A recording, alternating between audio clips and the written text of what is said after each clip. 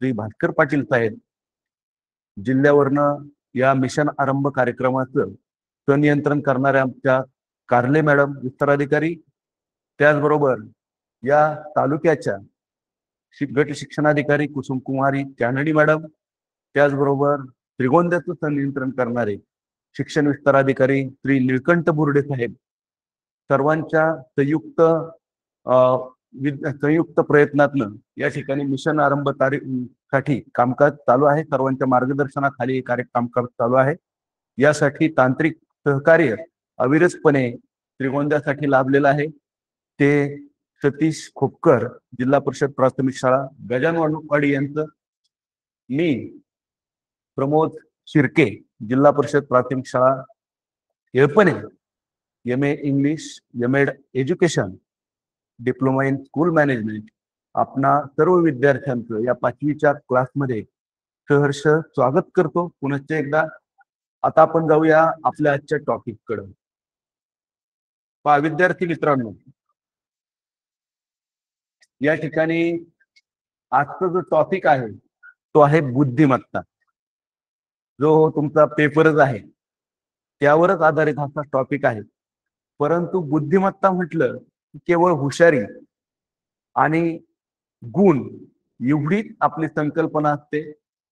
याविषयी आज आपण थोड्याशा वेगळ्या अँगलनं पाहणार आहोत. आज आपण जे अभ्यासणार आहोत, नेहमी आपण अभ्यासतो ती असते IQ, म्हणजेच इंटेलिजन्स क्वांटियंट. तुम्ही नेहमी अभ्यासलेली ती IQ म्हणजेच इंटेलिजंट क्वांटियंट.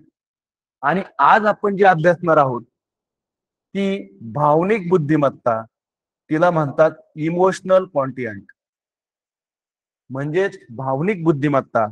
याविषयी आज आपण अभ्यास करणार आहोत. मी प्रमोद कुंडलिक शिर्के, पदवीधर शिक्षक, जिल्हा परिषद प्राथमिक शाळा येळपणे. आता पहा, भावनिक बुद्धिमत्ता म्हणजे काय? तर भावनिक बुद्धिमत्ता ही तुमच्या IQ इतकीच, इंटेलिजन्सी म्हणजेच तुमच्या हुशारी इतकीच महत्वाची आहे. तुमची जी बौद्धिक बुद्धिमत्ता आहे तिच्या इतकीच भावनिक बुद्धिमत्ता ही महत्वाची असणार आहे. आपण भावनिक बुद्धिमत्ता म्हणजे काय तिची थोडक्यामध्ये व्याख्या पाहूया, म्हणजे आपल्या सर्वांच्या लक्षात येईल. सर्वांनी वाचायचंय. फळ्यावर काय लिहिलंय ते शांततेत एकदा वाचा. माझ्या बरोबरही वाचायचंय. पहा, कोणत्याही व्यक्तीची भावनांचा वापर करून संवाद साधण्याची, घडलेल्या सर्व घडामोडी स्मरणात ठेवण्याची, एखाद्या प्रसंगाचे वर्णन करण्याची, एखाद्या घटनेतून बोध घेण्याची, इतरांचे मत समजून घेण्याची, व्यक्तींना पारखण्याची, भावना समजून सांगण्याची आंतरिक क्षमता म्हणजेच बुद्धिमत्ता. पहा, म्हणजेच काय काय पहा, संवाद साधता आला पाहिजे तुम्हाला, कम्युनिकेशन. त्याचबरोबर सर्व गोष्टी ज्या आहेत त्या स्मरणात ठेवता आल्या पाहिजे. आपल्याविषयी चांगलं काय केलं तर चांगलं घडू शकतं, काय केलं तर वाईट घडू शकतं. वर्णन करण्याची म्हणजे आपल्याला जे समजलंय ते योग्य शब्दात योग्य पद्धतीनं आपल्याला मांडता आलं पाहिजे, प्रेझेंटेशन म्हणतो आपण. एखाद्या घटनेतून बोध घेण्याची म्हणजे बऱ्याच वेळा घटना घडतात, आपल्या समाजात घडतात, कुटुंबात घडतात, आपल्या समवयस्क विद्यार्थ्यांच्या गटात घडतात. यातनं बोध घेण्याची, इतरांचे मत समजून घेण्याची. म्हणजे बऱ्याच वेळा आपण चर्चा करत असतो, वर्गात असतो, तर त्यावेळेस आपल्या बरोबर इतरांचं मत सुद्धा समजून घेणं त्या ठिकाणी गरजेचं असतं. व्यक्तींना पारखण्याची, कोणत्या व्यक्ती आपल्यासाठी चांगल्या आहेत, कोणती संगत आपल्यासाठी वाईट आहे ते समजून घे. त्याचबरोबर भावना समजून सांगण्याची पहा आंतरिक क्षमता म्हणजे भावनिक बुद्धिमत्ता होय. म्हणजे भावनिक बुद्धिमत्ता तुमच्या लक्षात आलं असेल की ही भावनेशी निगडीत आहे. आपल्याला घटनाचं योग्य वर्णन करता आलं पाहिजे, घटना समजून घेता आल्या पाहिजेत, आपल्यासाठी योग्य अयोग्य हे ठरवता आलं पाहिजे आणि इतरांना वेळ प्रसंगी मदत करता आली पाहिजे. मग ते कुटुंब असो, समाज असो, शाळा असो व आपला समवयस्कांचा गट असो. आता पुढे जाऊन ते आपण विस्तृतपणे पाहूया.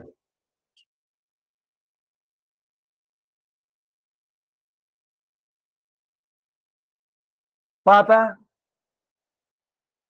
सगळ्यांनी हा चार्ट पाहायचा आहे. तुम्हाला काय समजतं या चार्ट मधनं? पहा, भावनिक बुद्धिमत्ता कौशल्य जे आहे त्याचे दोन प्रकार आहेत. एक वैयक्तिक कौशल्य क्षमता म्हणजे आपल्या स्वशी संबंधित, आणि दुसरी सामाजिक कौशल्य क्षमता म्हणजे आपण स्वतःच जे स्वतःविषयी ज्यावेळेस विचार करतो ती असती वैयक्तिक कौशल्य क्षमता. आणि आपल्या सभोवताली असणारा समाज, त्यामध्ये आपले मित्र असतील, शाळा असेल, शिक्षक असतील, त्याचबरोबर समाजातील नागरिक असतील, पालक असतील, या घटकांशी ज्यावेळेस आपला संबंध येतो आणि त्यावेळेस जी बुद्धिमत्ता आपली वापरली जाते त्याला आपण म्हणणार आहोत सामाजिक कौशल्य क्षमता बुद्धिमत्ता. आता वैयक्तिक कौशल्य क्षमता यामध्ये काय काय येतं तर स्वयं व्यवस्थापन. आपण स्वतः, तूच आहेस तुझ्या जीवनाचा शिल्पकार असं म्हटलं जातं. तर आपला जो आहे, आपण एक स्वतः एक स्वतंत्र व्यक्तिमत्व आहोत. आपण जरी विद्यार्थी असलो तरी आपलं स्वतःच व्यक्तिमत्व आहे आणि हा स्व जो आहे या स्वतः व्यवस्थापन करण्याचं काम आपलं स्वतःच आहे. आई वडील करतील किती दिवस? जोपर्यंत आपल्याला समज येत नाही तोपर्यंत. आता इतर जर पाहिलं तुम्ही, लहानपणी आपल्याला ते आधार देतात, पण कुठपर्यंत? आपण आपल्याला समज येत नाही तोपर्यंत. पण एकदा आपल्याला समज यायला लागली की आपण स्वतःच व्यवस्थापन स्वतःला करता आलं पाहिजे. आत्मभान म्हणजे आपल्याला स्वतःच भान असलं पाहिजे. हे तुमच्या वैयक्तिक कौशल्य क्षमतेमध्ये येणार आहे. आणि सामाजिक कौशल्य क्षमतेमध्ये काय येणार आहे तर सहानुभूती. म्हणजेच एखाद्या घटनेविषयी तुम्ही कोणत्या पद्धतीनं पाहता हे फार महत्वाचं आहे. तुमच्या वर्गामध्ये एखादा प्रसंग असेल, कुटुंबामध्ये एखादा प्रसंग असेल, समाजामध्ये एखादा प्रसंग असेल, तिथं जर घडलं, आता उदाहरणार्थ आत्ताच आपल्या महाराष्ट्रामध्ये खूप मोठ्या प्रमाणामध्ये पाऊस पडलेला आहे आणि हजारो लाखो हेक्टर जमीन पाण्याखाली गेलेली आहे. लोकांना राहायला घरं नाहीत आणि अशा वेळेस त्या ठिकाणी ज्यांच्यावर हे आसमानी संकट कोसळलेलं आहे त्यांना मदत करण्याविषयीची भावना जर आपल्या मनामध्ये निर्माण झाली तर त्याला आपण काय म्हणणार आहोत? सहानुभूती. आणि ही निर्माण झाली पाहिजे. नुसत्या फोनवरनं किंवा इमोज टाकून व्यक्त न होता तिथं आपण स्वतः त्यामध्ये सहभागी होऊन त्या ठिकाणी भरीवाचं कार्य केलं पाहिजे. परस्पर संबंध व्यवस्थापन. परस्पर संबंध कोणाशी येतो तुमचा परस्पर संबंध? तुमचं सुद्धा स्वतःचं विश्व आहे विद्यार्थ्याचं. काय विश्व आहे? तुमची शाळा आहे, तुम्ही विद्यार्थी आहात, तुमचे शिक्षक आहेत, त्याचबरोबर तुमचे मित्र आहेत, त्याचबरोबर तुमचे कुटुंबातील छोटे मोठे घटक तुमच्यापेक्षा लहान काही असतील, मोठे काही असतील. समाजात जाता तुम्ही, गणपती उत्सवात जाता, दसऱ्याला जाता, एखाद्या किल्ल्याला भेट द्यायला जाता, मंदिरात दर्शनाला जाता. त्या ठिकाणी परस्पर संबंधाचं जे व्यवस्थापन असतं ते तुमच्या सामाजिक कौशल्यामध्ये येणार आहे. म्हणजे आता तुमच्या लक्षात आलं असेल की भावनिक बुद्धिमत्तेमध्ये वैयक्तिक कौशल्य आणि सामाजिक कौशल्य अशा दोन बाबी येतात. वैयक्तिक कौशल्यामध्ये स्वयं व्यवस्थापन आणि आत्मभान, तर सामाजिक कौशल्यामध्ये सहानुभूती आणि परस्पर संबंध व्यवस्थापन महत्वाचं असतं. आता पहा, हे कुठं कुठं येतं? त्यातला पहिला जो घटक आहे तुमच्या भावनिक बुद्धिमत्तेच्या संदर्भातला ते आहे तुमचं कुटुंब.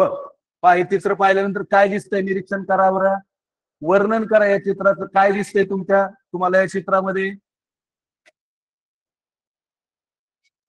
छान. या ठिकाणी आई वडील दिसतायत, लहान मुलं दिसतायत, कदाचित त्यांचे असतील किंवा त्यांचे शेजाऱ्याचे असतील, आहे की नाही? त्याचबरोबर आजी आजोबा दिसत आहेत. तर हे जे कुटुंब आहे या कुटुंबामध्ये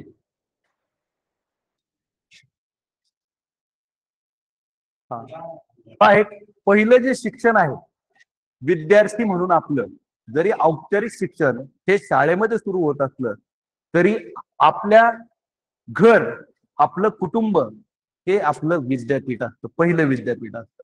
त्याच ठिकाणी आपल्याला शिक्षण दिलं जातं. आपले आजी आजोबा आपल्याला गोष्टी सांगतात, त्यातनं आपल्याला नीतीविषयीची माहिती मिळते. आपले आई वडील आपलं पालन पोषण करतात. चुकीच्या गोष्टी जर काही घडत असतील तर त्यामध्ये सुधारणा करण्यासाठी मदत करतात आणि आपल्यावर संस्कार घडत असतात. संस्काराचं प्रथम आपल्यावर जर संस्कार कुठे होत असतील तर ते आपल्या कुटुंबामध्ये होत असतात. आता आपण अगदी शाळांचा सुद्धा औपचारिक शाळांचा इतिहास पाहिला तर तो अगदी 150 वर्षापूर्वीचा आहे. पण यापूर्वी मग माणसं सुशिक्षित नव्हती का? माणसं बुद्धिवान नव्हती का? तर निश्चित बुद्धिवान होती. आणि त्यांचं जे शिक्षण आहे ते त्यांच्या कुटुंबातच व्हायचं. कितीतरी आपल्या आयुष्यातल्या चांगल्या वाईट गोष्टींचा अनुभूती ती आपल्याला आपल्या कुटुंबामधनं येत असतं, शिकत असतात. आपले आई वडील, आजी आजोबा आपल्या चांगल्यासाठी, भल्यासाठी गोष्टी सांगत असतात आणि त्या ठिकाणी आपला जो भावनिक विकास आहे तो होत असतो.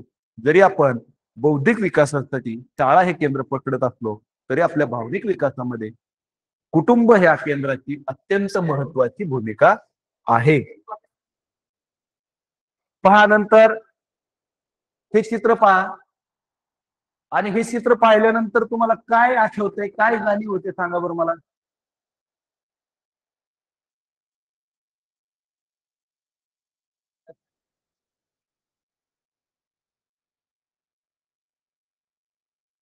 हा, विचार केला चित्राकडे पाहून. छान. ही काय रे? शाळा आहे. आणि या शाळेमध्ये तुमचा सर्वांगीण विकास होत असतो. त्यामध्ये शारीरिक असेल, भावनिक असेल, बौद्धिक असेल, सामाजिक असेल, सर्व प्रकारचा. का मागच्याच लेक्चरमध्ये तुम्ही सामाजिक बुद्धिमत्ते संदर्भात सुद्धा या ठिकाणी आपण अभ्यास केलेला आहे. तर सर्व सर्वांगीण विकास जो आहे, तुम्ही ज्यावेळेस ग्राउंडवर खेळता त्यावेळेस तुमचा शारीरिक विकास होत असतो. ज्यावेळेस तुम्ही आता इथं या तासाला बसलाय या ठिकाणी तुम्ही तुमच्या बौद्धिक विकास आणि आपण हे लेक्चर पाहतोय हा तुमचा भावनिक विकास आहे. तुमच्या भावना तुम्ही एकमेकांशी शेअर करता, एकमेकांशी त्यांचं व्यक्त करता, ग्राउंडवर असतील एखाद्याला मदत करता आणि वर्गात असेल तर त्या ठिकाणी वर्गाचं नेतृत्व करता. या ज्या गोष्टी असतात ह्या सर्व शाळेमध्ये असतात आणि ही शाळा हे तुमच्या भावनिक विकासाचं अत्यंत महत्वाचं असं केंद्र आहे. पहिलं पाहिलं आपण कुटुंब, दुसरं पाहिलं शाळा, आता तिसरं जे केंद्र आहे ते आहे समाज. पहा, तत्ववेत्यांनी असं म्हटलेलं आहे की माणूस हा समाजशील प्राणी आहे, समूहाने राहणारा आणि समाजशील प्राणी आहे. समाजाशिवाय आपण जगू शकत नाही. एखाद्याने ठरवलं मी एकटाच जगणार आहे तर ते तितकंच शक्य नाही. कारण आपलं जर हजारो लाखो वर्षांचा इतिहास पाहिला तर आपण या ठिकाणी समूहाने राहत आलेलो आहोत आणि त्यातच आता समाजामध्ये रूपांतर राहिलंय. समाजाप्रती आपण देवाणघेवाण आपली चालू असते. आता या ठिकाणी चित्र पाहिले, पहिल्या चित्रामध्ये काय दिसतंय तुम्हाला रे? हा, या ठिकाणी आजीचं स्वागत करताना दिसत आहेत. म्हणजेच या ठिकाणी काय केलेलं आहे? हॉस्पिटॅलिटी म्हणतो आपण, पाहुणचार. दुसऱ्या चित्रामध्ये आपल्याला काय दिसतं रे? हा जो मुलगा आहे हा या ठिकाणी CWSN किंवा एक जी अपंग व्यक्ती आहे, दिव्यांग व्यक्ती आहे, दिव्यांग आपण त्यांना म्हणणार आहोत, दिव्यांग व्यक्तीला त्या ठिकाणी मदत करताना दिसत आहे. समाजाप्रती अशा प्रकारच्या भावना विद्यार्थी म्हणून आपल्या मनामध्ये असल्या पाहिजेत. आता या चित्रामध्ये काय दिसत आहेत? या आजी वयस्कर आहेत आणि त्यांना साहित्य आणण्यासाठी बाहेर जाता येत नाही, तर एक मुलगा त्यांना ते साहित्य आणून देत आहे. म्हणजे भावनिक त्या ठिकाणी त्याच्या मनामध्ये त्या आजींना मदत करण्याची भावना निर्माण झाली आणि ती त्या चित्रामध्ये आपल्याला दिसत आहे. इथे एक आजोबा दिसत आहेत. पहा, आजोबा वयस्कर आहेत, कदाचित ते लहान त्या आजोबांनी या मुलाला गोष्टी सांगितल्या असतील, नीतिमूल्य शिकवले असतील आणि त्याच नीतिमूल्याचा वापर या ठिकाणी तो मुलगा करतोय. त्या आजोबांना रस्त्याच्या या बाजूवरनं त्या बाजूला नेण्यासाठी तो मदत करतोय. ही भावनिक जी जवळीक आहे तीच तुमची भावनिक बुद्धिमत्ता असणार आहे. त्यानंतर पुढील चित्रामध्ये पहा, या ठिकाणी हे आजोबा बसलेले आहेत आणि आजोबांना त्यांच्या कामामध्ये मदत करण्याचं काम एक मुलगी करत आहे. त्यानंतर पुढच्या चित्रामध्ये पहा, इथे एक आजी बसलेल्या आहेत आणि मुलगी, कदाचित त्यांना वाचण्याच्या संदर्भात अडचण असेल, मुलगी त्यांना काहीतरी गोष्टी वाचून दाखवते किंवा काही गोष्टी समजून सांगते. तर हे सर्व प्रसंग आपल्याला काय दर्शवतात, तर समाजामध्ये विद्यार्थी म्हणून आपली जी भावनिक बुद्धिमत्ता आहे तिचं दर्शन या प्रत्येक चित्रातून आपल्याला या ठिकाणी झालेलं दिसतंय. आता शेवटचा जो घटक आहे यामध्ये पहिला आपण पाहिला कुटुंब, त्यानंतर पाहिली शाळा, त्यानंतर पाहिला आपण समाज आणि सर्वात महत्वाचा म्हणजे समवयस्कांचा गट. विद्यार्थ्यांच्या दृष्टीनं हा फार महत्वाचा असतो. आई वडील विद्यार्थ्यांना घरामध्ये शोधेपर्यंत मुलगा कुठेतरी आपल्या मित्रांबरोबर खेळायला गेलेला, हे प्रत्येक घरातलं चित्र आहे. तो आपल्या आई वडिलांना काही गोष्टी शेअर करत नाही, परंतु आपल्या मित्रांशी मात्र अतिशय मनमोकळेपणाने गप्पा मारतो. आणि हा घटक त्याच्या जडणघडणीमध्ये अतिशय महत्वाचा आहे. तुमचा सहवास कोणाबरोबर आहे त्याच पद्धतीने तुमची जडणघडण असते. तुमचं जर मित्रमंडळ चांगलं असेल तर तुम्ही सुद्धा चांगलेच घडणार आहात. तुमचं जर मित्रमंडळ वाईट संगत असेल तर त्याचा निश्चित परिणाम तुमच्या आयुष्यावर होणार आहे. तर समवयस्कांचा गट हा अतिशय महत्वाचा आहे. एखादी गोष्ट तुमचा समाज, तुमची शाळा, तुमचा कुटुंब तुम्हाला समजून सांगू शकत नाही, पण तुमचे मित्र जर मित्राने ही गोष्ट सांगितली तर मात्र तुम्ही ते निश्चित करता. हा समवयस्काचा गट हा सुद्धा तुमच्या भावनिक विकासामध्ये, भावनिक बुद्धिमत्ता वाढवण्यामध्ये महत्वाचा आहे.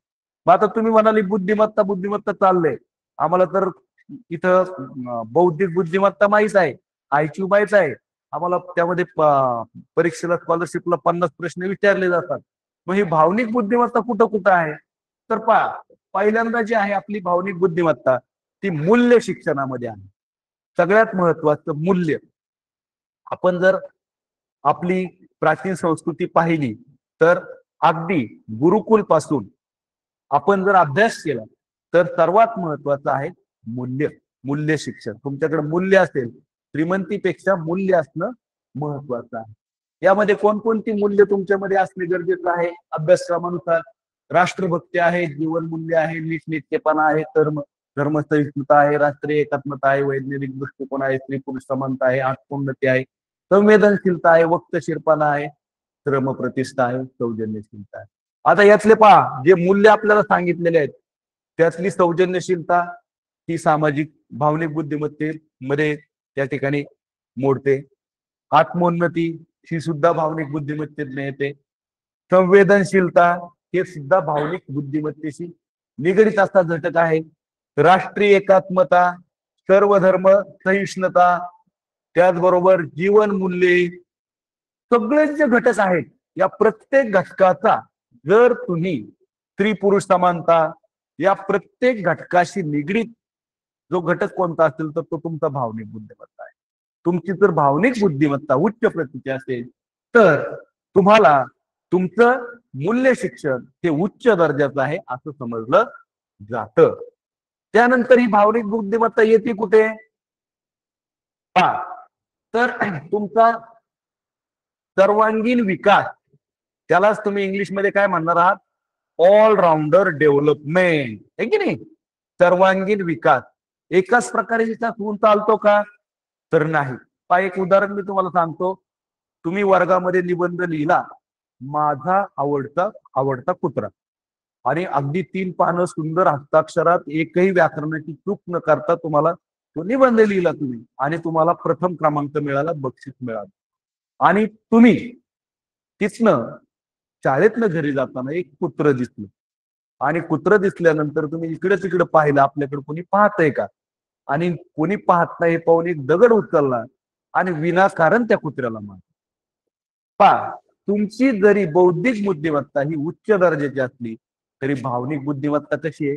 प्राणी मात्रावर दया केली पाहिजे, विनाकारण कोणाला त्रास नाही दिला पाहिजे. आणि अशा वेळेस तुम्ही जरा त्याला दगड मारून लंगड करत असतात, तुम्हाला इकडे जरी भावनिक बुद्धिमत्तेमध्ये 100 पैकी 100 मार्क, सॉरी, तुमच्या बौद्धिक बुद्धिमत्तेमध्ये 100 पैकी 100 मार्क असले तरी भावनिक बुद्धिमत्तेमध्ये तुम्हाला 100 पैकी 0 मार्क आहे असं म्हणावं लागेल.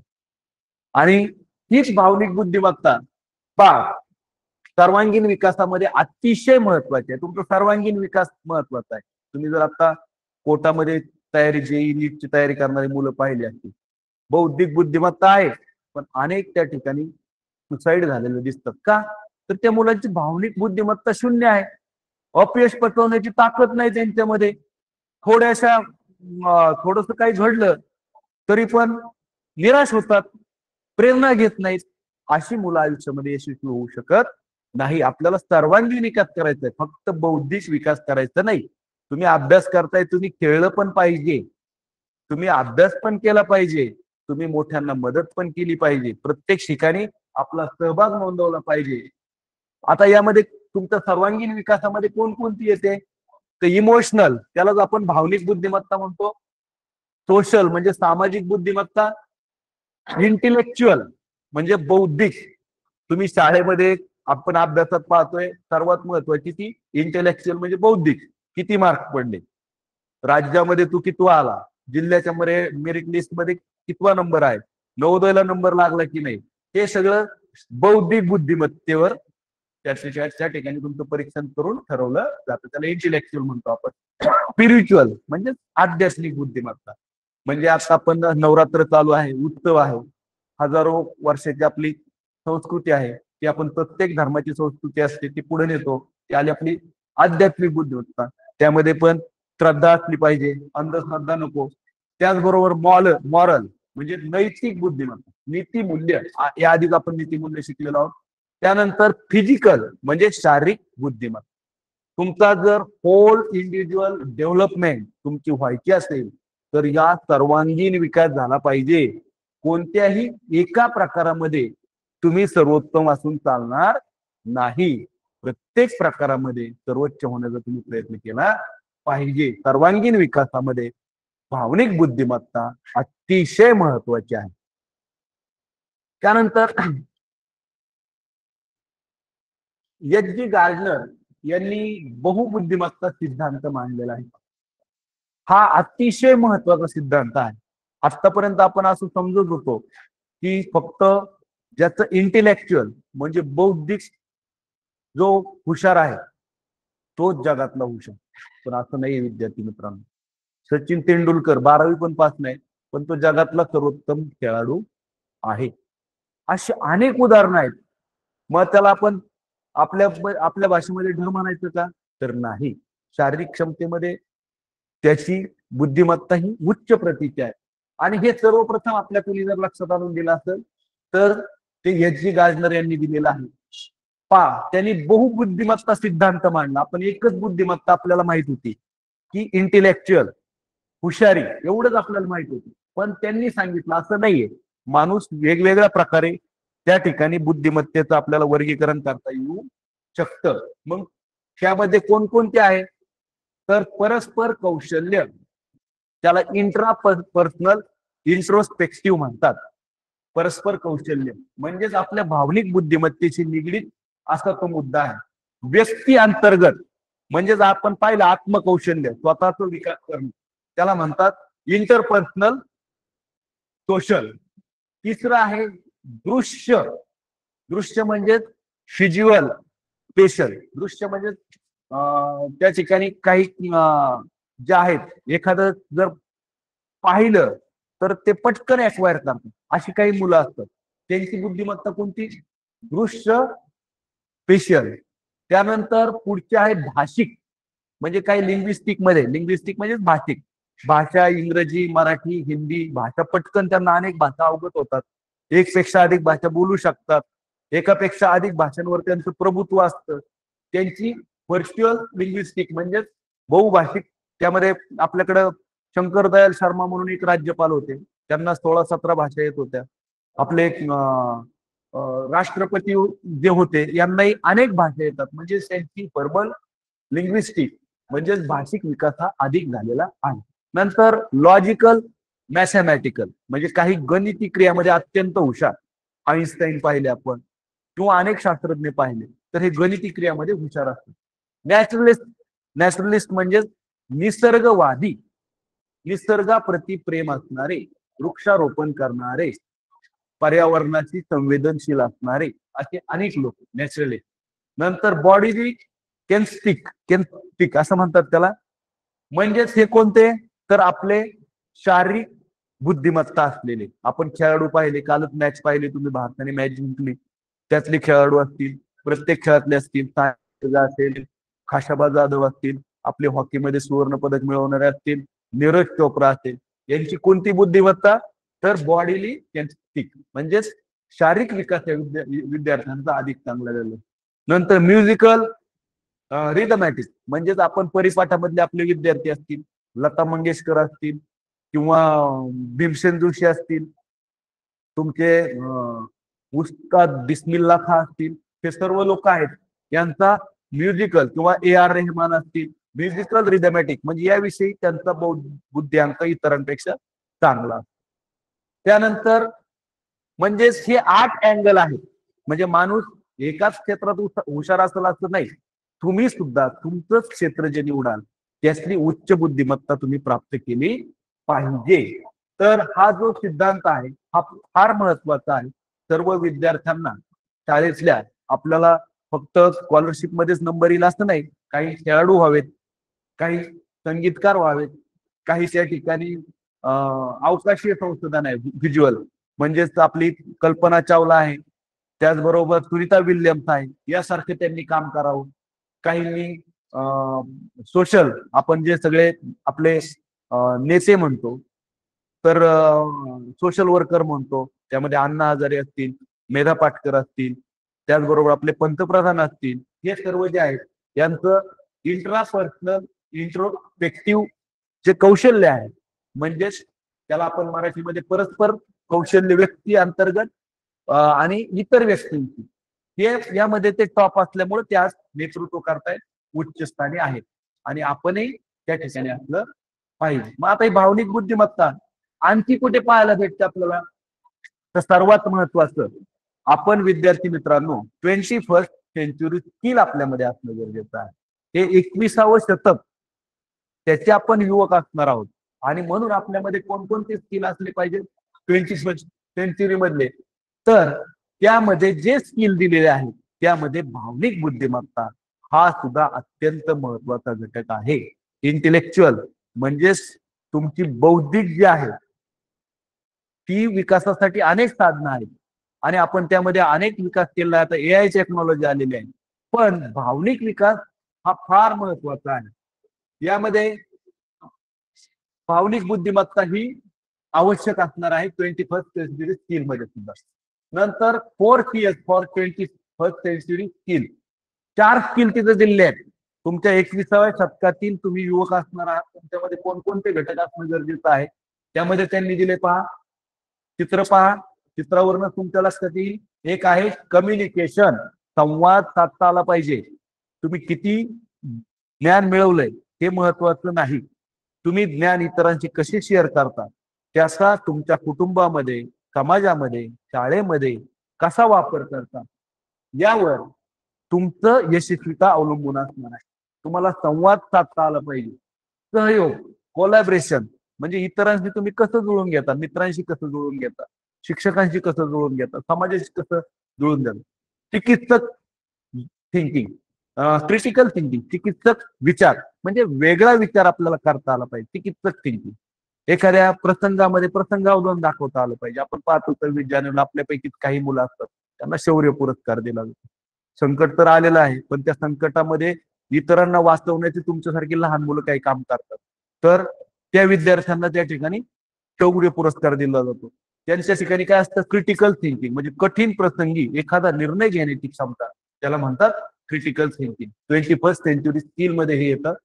संवाद, सहयोग, चिकित्सक विचार आणि सर्जनशीलता. सर्जनशीलता म्हणजे क्रिएटिव्हिटी, नवनिर्मिती, सर्वांना पुढे घेऊन तर गेलंच पाहिजे आपण, पण त्यामध्ये नवीन काही ते निर्माण झालं. आपल्याकडे नाविन्य असेल तर आपल्याकडे आकर्षित होतात पाहून. आपण सर्वसाधारण असू तर नाही. तर हे जे चारही घटक आहेत ते तुमच्या भावनिक बुद्धिमत्तेशी निगडीत आहेत. 4 CS असं त्यांना म्हटलेलं आहे आणि हे तुम्हाला मस्ट आहेत, हे आलेच पाहिजेत. आणि म्हणून आपली भावनिक बुद्धिमत्ता ती मी तर म्हणेन तुमच्या IQ पेक्षा सुद्धा EQ हा फार महत्वाचा असणार आहे भविष्य काळामध्ये. नंतर आणखी तुम्हाला भावनिक बुद्धिमत्ता कुठे गरजेची आहे, कुठे उल्लेखित केलं आहे, तर WHO वर्ल्ड हेल्थ ऑर्गनायझेशन यांनी जे घटक ठरवून दिलेले आहेत ते 10 घटक ठरवून दिलेले आहेत. Top 10 for life skill recommended by WHO ने हे 10 घटक ठरवून दिलेले आहेत आणि ते सुद्धा तुमच्या भावनिक बुद्धिमत्तेची निगडीत आहे. म्हणजे जागतिक स्तरावर सुद्धा या भावनिक बुद्धिमत्तेला महत्व दिलेलं आहे. प्रॉब्लेम सॉल्व्हिंग, तुम्ही प्रॉब्लेम कसा सॉल्व्ह करता, झाडाला पाणी नाहीये त्या झाडावर निबंध लिहिताय का दुसऱ्याला पाणी द्यायला सांगताय का त्या झाडापासून निघून जाताय का स्वतः पाणी टाकताय. तुमची त्या ठिकाणी काय आहे, प्रॉब्लेम सॉल्व्हिंग. तुम्ही तो जो प्रश्न आहे कसा सोडवताय. त्याचबरोबर क्रिटिकल थिंकिंग आपण तिथंच पाहिलं होतं 40th 21st सेंचुरी स्किल मध्ये. इफेक्टिव्ह कम्युनिकेशन सुद्धा आपण 21st सेंचुरी स्किल मध्ये पाहिलं होतं.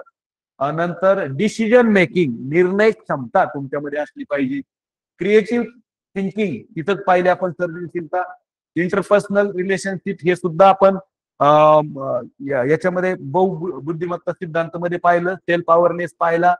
इम्पथी म्हणजे सहानुभूती, इतरांप्रती आपल्या मनामध्ये सहानुभूती असली पाहिजे, मग प्राणी असो किंवा आपल्यासारखं समाजातील इतर व्यक्ती असो.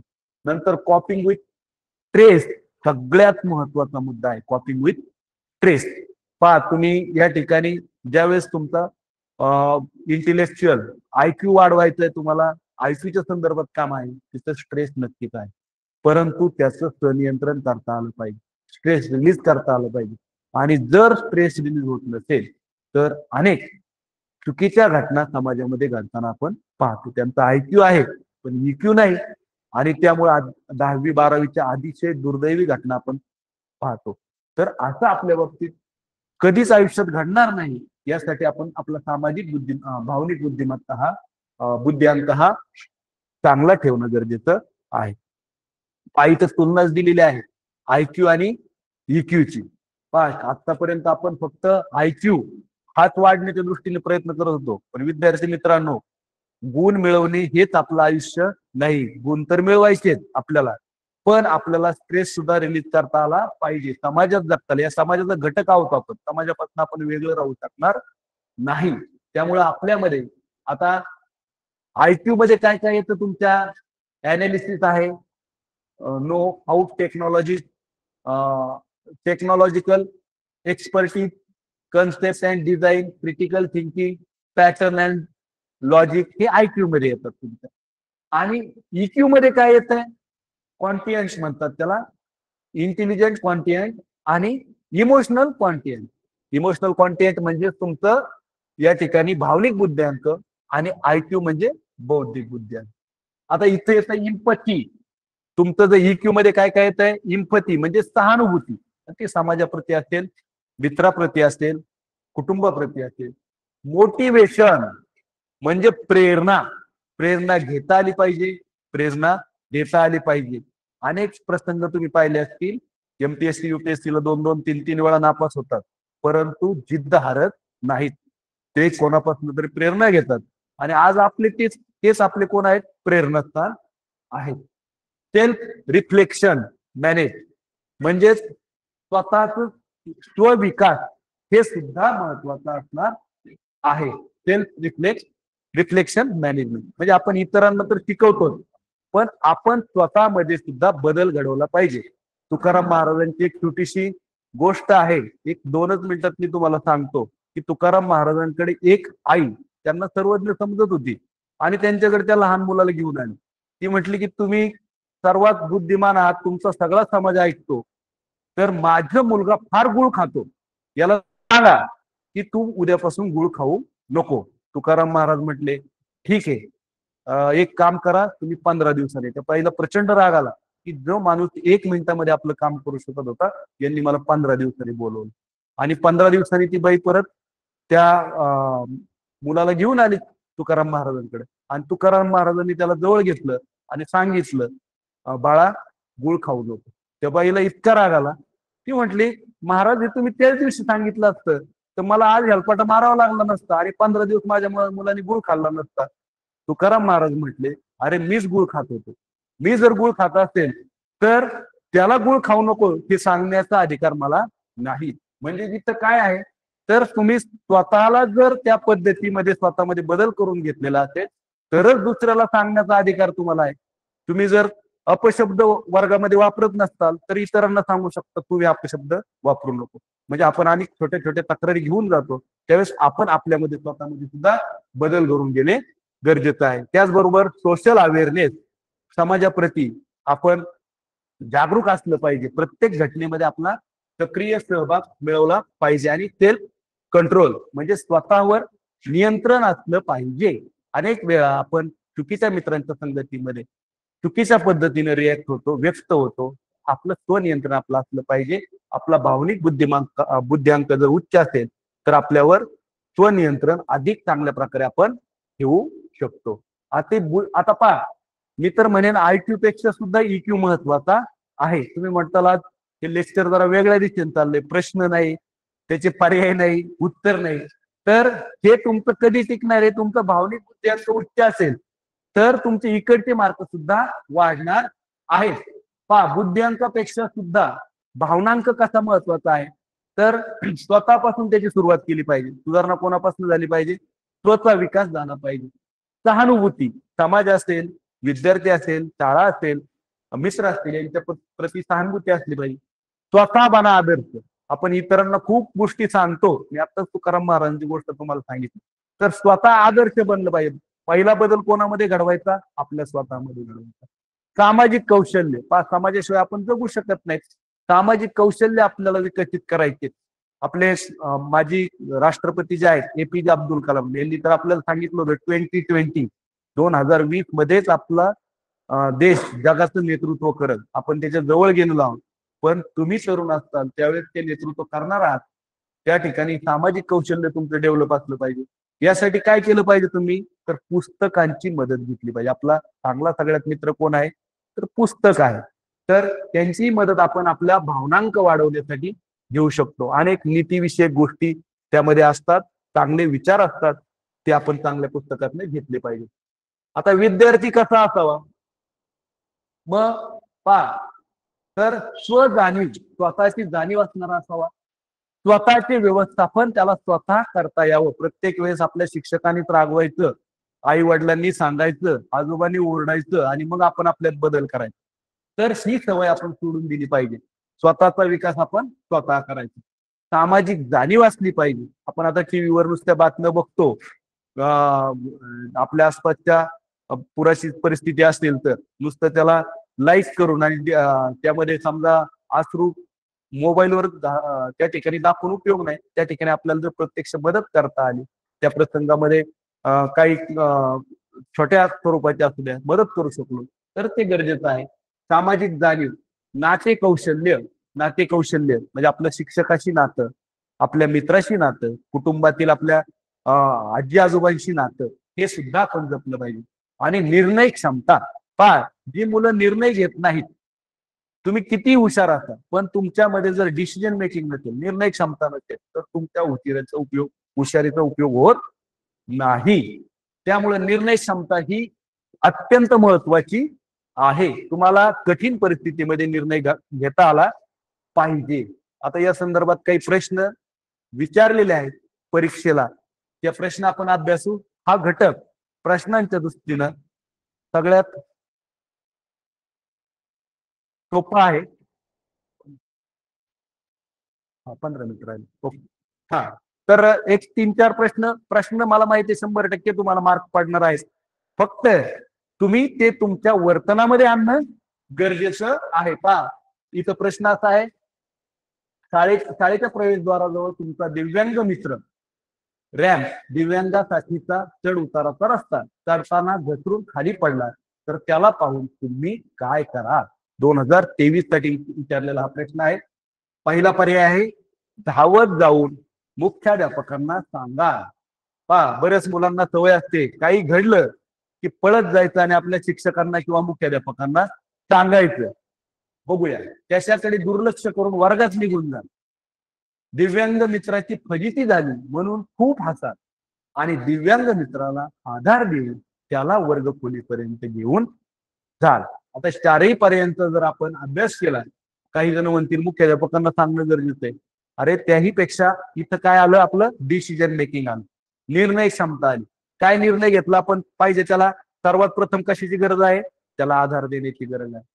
दिव्यांग मित्राला आधार देऊन त्याला वर्ग खोलीपर्यंत घेऊन जाल. पर्याय क्रमांक 4 चा गोल रंगवणं तुम्हाला या ठिकाणी अपेक्षित आहे. त्यानंतर 2023 ला विचारलेला प्रश्न आहे, रायगड पाहण्यासाठी शाळेची सहल गेली असता पुढील विद्यार्थ्यांपैकी कोणाची कृती तुम्हाला योग्य वाटते?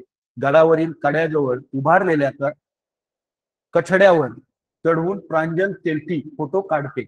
दुसरं, सुयशने पाण्याची रिकामी बाटली गडावर फेकून दिली आणि मानसी गडावर सावकाश चढली व सावकाश उतरली. आयुषने गडाच्या भिंतीवर सुंदर अक्षरात शाळेचे नाव लिहिले. याच्यातनं चुकीचे कृती आहेत ते आपण बाजूला काढले की आपलं त्या ठिकाणी योग्य उत्तर मिळून जाईल. आता पहा, गड हे आपल्या दृष्टीनं अनोळखी ठिकाण असतं, त्या ठिकाणी अपघात घडू शकतात. त्या अशा ठिकाणी जर आपण सेल्फी काढत बसलो तर ही कृती चुकीची आहे. सुयशने पाण्याची रिकामी बाटली गडावरच फेकून दिली. प्लास्टिक बंदी आहे आणि तो मुलगा तिथंच पाण्याची बाटली फेकून देतोय, ही सुद्धा गोष्ट चुकीची आहे. मानसी गडावर सावकाश चढली व सावकाश उतरली. आपण अवखळ असतो आणि अवखळपणामध्ये अनेक चुका आपल्याकडनं होतात, तर तिथं सावधानीने ते सावकाश चढलेली आहे आणि सावकाश उतरलेली आहे, म्हणजे तिची कृती अतिशय योग्य आहे. आता चौथी कृती, आयुषने गडाच्या भिंतीवर सुंदर अक्षरात शाळेचे नाव लिहिले. तुम्ही म्हटले किती चांगली गोष्ट केली. अरे पण तो हजारो वर्षापूर्वी कुणी गड बांधलेला आहे, त्याचं नैसर्गिक सौंदर्य आपण जपलं पाहिजे. कुठेही ज्यावेळेस आपण गड किल्ल्यावर जातो त्यावेळेस कोणत्याही भिंतीवर कसलंही लिखाण करू नये याची काळजी आपण घेतली पाहिजे. म्हणून पर्याय क्रमांक 3 हे उत्तर बरोबर आहे. पुढचा प्रश्न पाहूया. तुमच्या शाळेत जाण्याच्या रस्त्यावर चिमणीचे पिल्लू तडफडत असल्याचे दिसतात, तुम्ही त्वरित काय करा? प्राणी मात्राप्रती आपलं वागणं कसं असलं पाहिजे? आरडाओरडा करून मित्रांना बोलावे, पिल्लाकडे दुर्लक्ष करेल, वरील घटना मुख्याध्यापकांच्या कानावर घालेल, पुन्हा तेच आपलं आहे की नाही, मुख्याध्यापक किंवा सरांना सांगायचं आणि मोकळं व्हायचं. स्वतःच्या बाटलीतील पाणी पिलाला पाजून सुरक्षित जागी ठेवेल. म्हणजे निर्णय क्षमता महत्वाची आहे. तुमचं निसर्गाप्रती प्राण्यांप्रती असणारं प्रेम महत्वाचं आहे. तर पर्याय क्रमांक कोणता येईल बरोबर? स्वतःच्या बाटलीतील पाणी पिलाला पाजून सुरक्षित जागी ठेवेल. पर्याय क्रमांक 4 हे त्याचं उत्तर असणार आहे. 2022 ला दुसरा प्रश्न आहे आणि 2 प्रश्न विचारलेच जातात. सोप्या गटातले हे असतात आणि 100% मार्क तुम्हाला त्यामध्ये मिळतातच. खालीलपैकी कोणाची कृती सर्वाधिक योग्य ठरेल? राजूने अंगणातील कचरा एकत्र करून जाळला, समीरने ओला कचरा कचरा कुंडीत टाकला, समिधाने घरातील कचरा एकाच डब्यात गोळा केला, सुरेशने ओल्या कचऱ्यापासून खत तयार केले. पाहिजे तर क्रिएटिव्हिटी आहे. क्रिएटिव्हिटी आहे म्हणजे नवनिर्मिती आहे. आपण तर कचरा टाकतो, तो योग्य ठिकाणी ठेवणं वगैरे ह्या गोष्टी ठीक आहेत, परंतु या कचऱ्यापासून जर आपण खत तयार करत असू तर ही अतिशय योग्य गोष्ट आहे आणि म्हणूनच पर्याय क्रमांक 4 हे उत्तर बरोबर आहे. जलयुक्त शिवार कार्यक्रमासाठी ग्रामपंचायतीने नागरिकांना श्रमदानाचे आवाहन केले आहे. अशा वेळी अथर्वची कोणती कृती योग्य ठरेल? तुम्ही पाहिलं असेल, त्या जलयुक्त शिवारमध्ये पाणी अडवलं जातं आणि त्यामुळे आपली भूगर्भातील पाणी पातळी वाढते. अथर्व कुटुंबासोबत बाहेर फिरायला जायचा बेत आखेल. अथर्व श्रमदानाचे महत्व समजून श्रमदानात सहभागी होईल. जलयुक्त शिवार योजनेतील त्रुटी लोकांना सांगेल. महत्वाचे काम आहे असे सांगून घरीच राहणे पसंत करेल, आहे की नाही? आता हे तर बऱ्याच वेळा होतं, तत्वज्ञान आपण लोकांना सांगतो आणि आपण त्याच्यापासून बाजूला राहतो. म्हणजे नेताजी सुभाषचंद्र बोस जन्माला यावेत, पण कोणाच्या घरात? दुसऱ्याच्या घरात. तर कोणतीही सुरुवात कामाची आपल्यापासून केली पाहिजे. अथर्व कुटुंबाबाबत बाहेर फिरायला जाण्याचा बेत असेल, नको बाबा काम नको म्हणून, तर ही घटना, ही कृती चुकीची आहे. अथर्व श्रमदानाचे महत्व समजून श्रमदानात सहभागी होईल, ही कृती कशी असणार आहे? योग्य असणार आहे, योग्य उत्तर असणार आहे. त्रुटी आपल्याला येत नाही, मग आपण त्याचे काहीतरी दोष काढत बसायचे, हेही चुकीचं आहे. आणि महत्वाचे काम आहे असं सांगून निघून जाणे, हेही चुकीचं आहे. पर्याय क्रमांक 2 हे उत्तर बरोबर असणार आहे. त्यानंतर 2021 ला आलेला प्रश्न वाचा.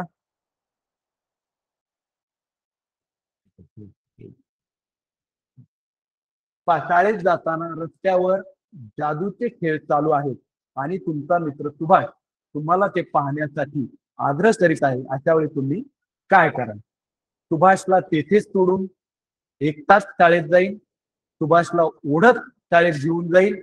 पहिलीचं पूर्वीचं तुम्हाला आठवत असेल, पूर्वी पहिलीला मुलगा आणताना 4 मुलं लागायची त्याला उचलून आणायला. तुम्हाला एखाद्याची जे 4थी 5वीची मुले त्यांना आणलं असेल. आता तुम्हाला स्वागत करत तुम्हाला पहिल्या दिवशी शाळेत आणलं जातं. सुभाषला अभ्यासाचे महत्व सांगून जादूच्या खेळाचा मोह आवरण्यास सांगेन आणि सुभाषच्या घरी जाऊन तो शाळेत नाही आता खेळ बघतो अशी त्याच्या पालकांकडे तक्रार करेल. तर महत्व त्या ठिकाणी तुमची निर्णय क्षमता आहे, तुमचं त्या ठिकाणी सहानुभूती ही आहे. सुभाषला अभ्यासाचे महत्व सांगून जादूच्या खेळाचा मोह आवरण्यास सांगेल. पर्याय क्रमांक 3. तर अशाच पद्धतीचे प्रश्न तुम्हाला पेपरमध्ये विचारलेले आहेत. ते प्रश्न तुम्ही त्या ठिकाणी अभ्यासाचे आहेत. अतिशय सोपा असा हा घटक आहे. या ठिकाणी श्रीगोंदा शिक्षण विभाग पंचायत समिती श्रीगोंदा आज या ठिकाणी शेवटचं लेक्चर होतं.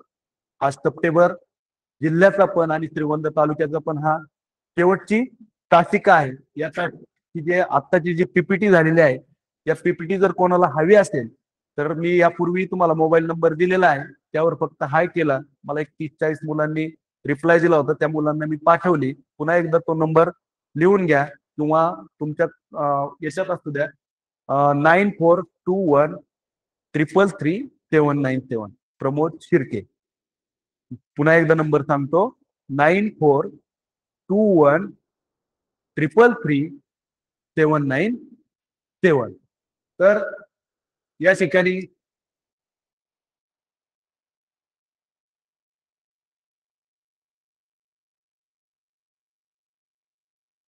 तुम्हाला अभ्यासासाठी गरज असेल तर ती तुम्हाला पाठवली जाईल. हा अतिशय महत्वाकांक्षी असा प्रोजेक्ट मिशन आरंभ भंडारी साहेब असतील, आपले भास्कर पाटील साहेब शिक्षणाधिकारी असतील, कारले मॅडम असतील, नाही वर नाही, भास्कर पाटील साहेब असतील, त्याचबरोबर विस्तार अधिकारी कारले मॅडम असतील, या तालुक्याच्या शिक्षणाधिकारी गट शिक्षणाधिकारी कुसुम कुमारी कानडे मॅडम असतील आणि या कार्यक्रमाचं अगदी सकाळी 7ला उठून पूर्ण संनियंत्रण करणारे आमचे आवडते विस्तार अधिकारी निळकंठ बोरुडे साहेब असतील. त्याचबरोबर या टीम मध्ये सगळ्यात महत्वाचं, आज शेवटचा दिवस आहे आणि हे सर्वजण आम्ही मागील महिन्यापासून एकत्रित या ठिकाणी काम करतोय. या कामामध्ये तांत्रिक जे सहकार्य आहे, निरंतरपणे 1 महिना आम्हाला तरी 5-5, 7-7, 10-10, 15-15 दिवस समजा आम्ही तिथं जॉईन झालो, तरी महिन्यापासून आमचे पडद्यामागं काम करणारे आमचे सतीश खोपकर सर, त्याचबरोबर तुमच्या तासिका घेणारी विठ्ठल शिंदे सर, त्याचबरोबर सुरसे सर, महेंद्र सुरसे सर, त्याचबरोबर निळकंठ बुर्डे साहेब, सर्वजण या ठिकाणी उपस्थित आहे. येळकर सर, शांताराम येळकर सर, ते आज या ठिकाणी नाहीत, पण अतिशय उत्कृष्ट असा तास त्यांनी घेतलेले आहेत. या सर्वांना मी विनंती करतो आणि साहेबांना या ठिकाणी या कार्यक्रमाच्या निमित्तानं त्यांनी मनोगत व्यक्त करावं अशी मी त्यांना विनंती करतो.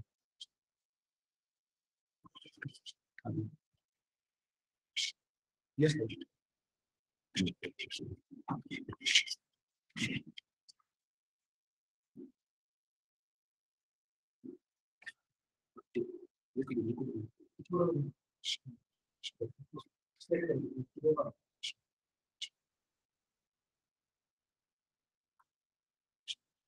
दिसत.